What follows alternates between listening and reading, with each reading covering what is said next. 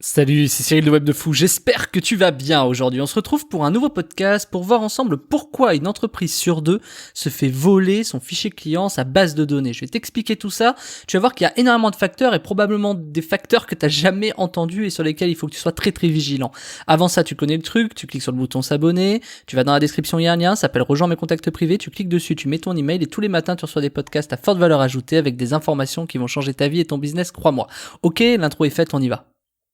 Énormément de clients que j'ai eu par le passé se sont fait voler leurs fichiers clients et c'est grave quand tu y penses puisque tu mets quand même des années à acquérir une base de données, tu mets des mois à acquérir des bases de données d'acheteurs, de clients, de prospects, de ce que tu veux et derrière tu te la fais voler aussi bêtement que ça quoi. Et je dis bêtement parce que forcément c'est toujours quelque chose de bête, c'est toujours quelque chose des erreurs humaines qui font que tu te le fais voler, tu vois, comme par exemple imaginons t'as ton technicien développeur qui gère tes bases de données que t'énerve un peu parce que tu le payes mal ou qui se dit tu vois par exemple bah non moi je me casse, va te faire foutre, tu vois, enfin sans être trop vulgaire, c'est pour te dire que voilà, il faut des fois bien soigner, tu vois, et dans le même temps faut bien soigner tes commerciaux également parce qu'on sait jamais si jamais ils se barrent aussi, tu vois, donc ça devient très compliqué parce que le problème peut venir de partout. Ton commercial qui par exemple va voler tes clients, tu sais, le portefeuille client pour aller chez le concurrent, le revendre, etc., c'est possible aussi. Alors toi tu mets par exemple des clauses dans tes contrats de travail, imaginons, où tu dis ouais, clause de non-concurrence. Bon, à noter que les clauses de non-concurrence, c'est rarement respecté, mais passons, c'est un autre sujet. C'est pour te dire que ce genre de truc-là, ça sert strictement à rien. Voilà, parce que ça te protège de rien. Et si le mec veut faire un truc, tu l'attaqueras jamais en justice, ça prend 1 an, 2 ans, et puis ça existera pas.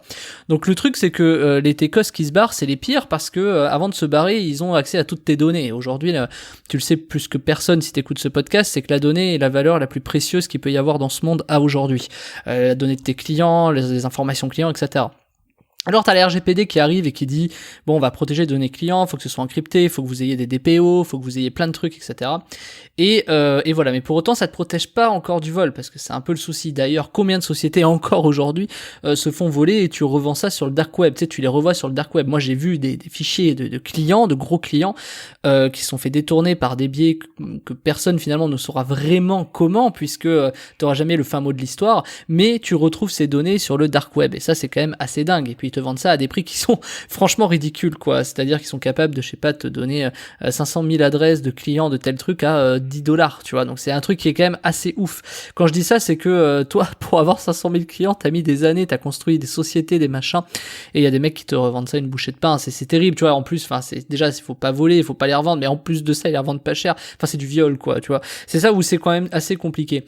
Donc du coup, j'ai une question pour toi, c'est comment tu penses que ça arrive, ça, c'est-à-dire, comment toi, par exemple, entrepreneur de PME ou de peu importe, tu te fais voler ton client. Comment ça arrive ? Également, pourquoi des grandes sociétés se font également voler leurs fichiers clients ? Et finalement, peut-être tu te dis comme ça, tu vois, j'allais dire naïvement, mais peut-être que tu te dis que les grands groupes, ils ont peut-être plus de chances de se faire voler que les petits. Donc par exemple, tu as 2 écoles, donc je sais pas dans laquelle tu vas te situer, tu vas te dire les grands groupes, c'est normal, ils ont beaucoup plus de monde, donc c'est beaucoup plus difficile de gérer le flux de données, de faire confiance à de plus en plus de personnes. Puis si t'es du côté PME, tu te diras mais quand t'es une PME, t'as pas forcément l'argent pour payer les mecs, pour payer la confiance en fait et la fidélité.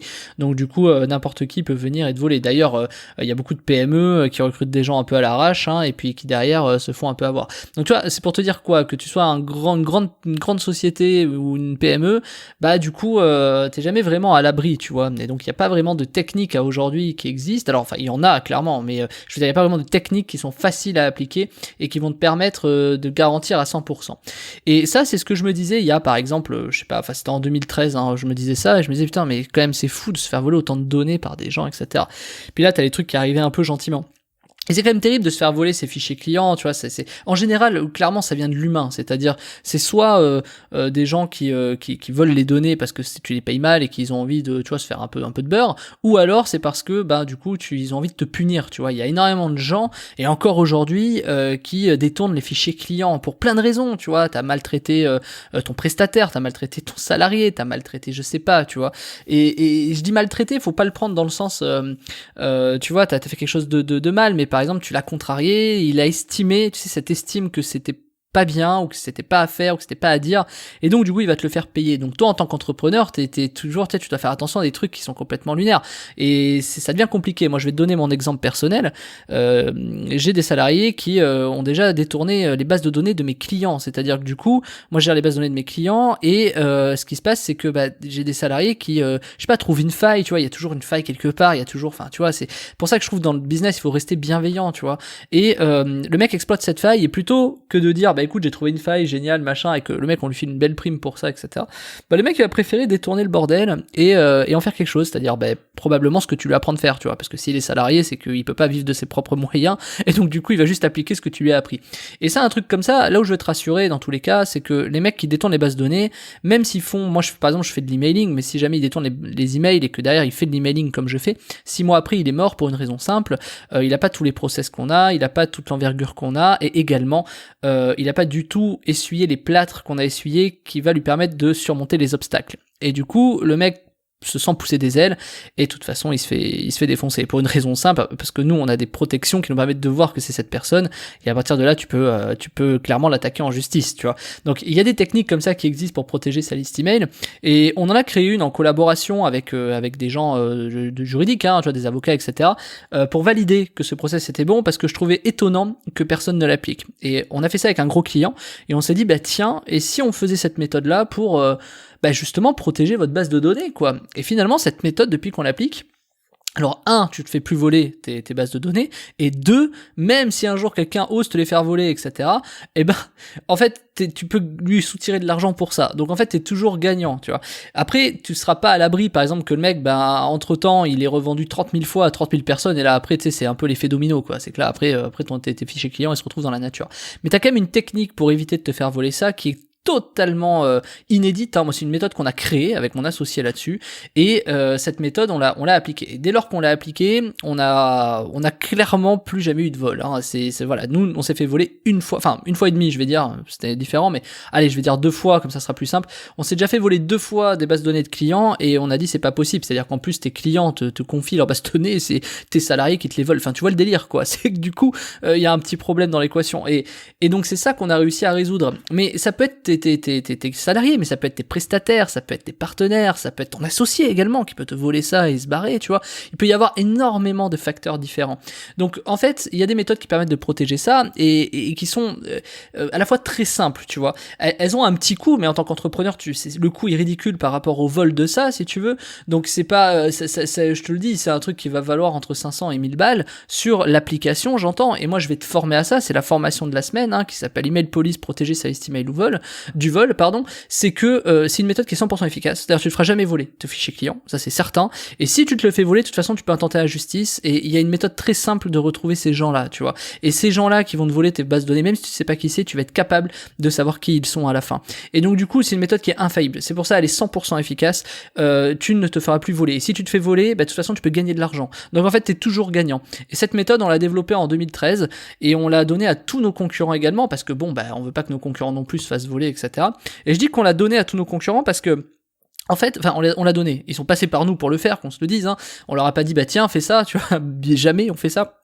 Mais c'est pour te dire que c'est quelque chose qui fonctionne énormément. Et quand tu sais que tu as une entreprise sur 2 qui se fait voler son fichier client, il y a un marché là-dessus. Il y a un marché sur la sécurisation des données. Ça, je le dirai jamais assez. Aujourd'hui, on est à l'heure où la data, vu que j'ai dit en intro, la data, c'est quelque chose qui est hyper important. La donnée, c'est quelque chose qui est hyper vital. Et le fait que ce soit vital, forcément, tu dois la protéger. Mais tu dois la protéger plus que n'importe quoi aujourd'hui dans ton business. Comme à l'époque, ton usine de production, quand t'avais pas internet, tu vois, je pense aux mecs qui faisaient des trucs à la chaîne, etc., même chez les Chinois aujourd'hui, tu vois, pour donner un petit cliché, tu te dis que oui, factuellement, il faut que tu protèges ton business. Et ton business aujourd'hui, c'est pas forcément tes commerciaux, c'est ton fichier client, et c'est pas forcément que tes fichiers clients, c'est tout ce qui est données, tu vois, les données qui transitent, les mails, les machins, tout ça.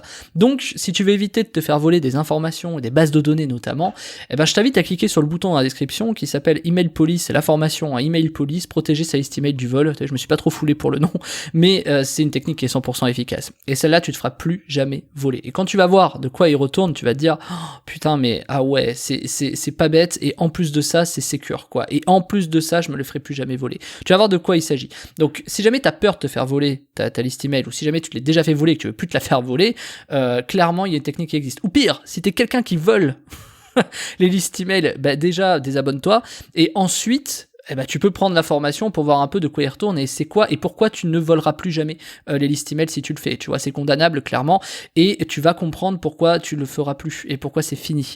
Donc je vais t'expliquer ça et c'est pas la RGPD qui va t'aider à ça, c'est pas la CNIL, pas du tout. C'est une méthode que je vais te donner qui est infaillible. Et si cette méthode tu l'appliques comme je te le dis et elle est très simple à appliquer, factuellement tu vas avoir des difficultés à voler les bases de données. Et si jamais t'es un entrepreneur, clairement tu vas te protéger à 100%. Bref, je te laisse voir ce que c'est.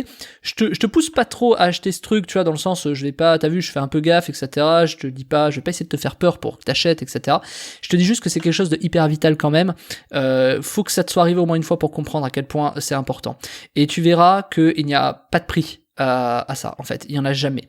Donc, je te laisse cliquer sur le bouton de la formation, c'est Email Police, c'est dans la description, tu cliques dessus, on se rejoint de l'autre côté. Sinon, je te dis à demain. Salut Martin.